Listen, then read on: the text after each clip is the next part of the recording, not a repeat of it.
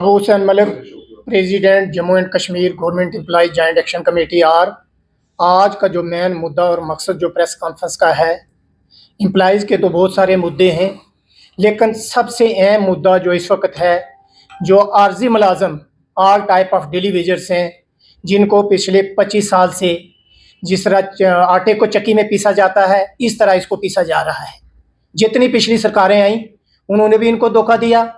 यहाँ LG administration रही तब भी इनका मसला हल नहीं हुआ, और आज जो जो नई सरकार बनी है उन्होंने भी एक बार फिर डेली वेजर को लॉलीपॉप दे दिया है।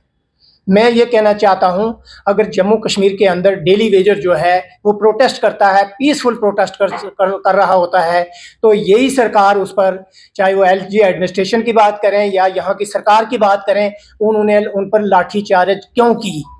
What is the reason? हम रीजन पूछना चाहते हैं कि आपने इन पर लाठी क्यों चलाई। तो ऐसी सरकार को क्या करना चाहिए? मैं कहता हूं कि डेली वेजरों का जो मसला है वो हल करना चाहिए। और जहां जो सरकार बनी है, हमने देखा है पार्लियामेंट के अंदर या स्टेट के अंदर जो असेंबली है, जितने रूल एंड रेगुलेशन बनते हैं वो सिर्फ अपने फेवर में ये बनाते हैं, किसी भी मुलाजमों के जो मुद्दे हैं वो हल नहीं होते। आप देख लीजिए, डेली हम कहते हैं डेली वेज को रेगुलाइजेशन करना चाहिए। लद्दाख के अंदर देखो, उन्होंने 29,000 से 45,000 तक उनका जो मिनिमम वेजेस जो है वो लागू किया है। लेकिन जम्मू कश्मीर की सरकार ने अभी तक डेली वेजरों के साथ पिछले 25 साल से सिर्फ धोखा किया जा रहा है, उनके इशू को रिजॉल्व नहीं किया जा रहा है। और इसके बाद जो मुलाजम यहाँ रिटायरमेंट हुए हैं, पिछले 1 साल हो चुके हैं, ना तो उनको कोई ग्रेजुएटी है, ना कम्यूटेड है, ना लीव सैलरी है। ट्रेजरी के ने बिल पास किए हैं लेकिन उनके बिल अभी तक क्लियर नहीं हुए हैं। ओल्ड पेंशन को हम कहते हैं रिस्टोर करो। इसके साथ 2015 में नॉन गेस्टेड और गेस्टेड जो एम्प्लॉयज थे उनके बाकी इशू तो सेटल हो गए, लेकिन 2 इंक्रीमेंट हैं जो 2 इंक्रीमेंटें हैं वो अभी तक सरकार ने बंद की हैं। हम कहते हैं वो 2 इंक्रीमेंटें भी रिलीज की जाए। अनामली क्रेडिट की है, जो पे नामली है, इसमें कैट की जजमेंट भी आई है लेकिन सरकार ने अभी तक उसको भी इंप्लीमेंट नहीं किया है।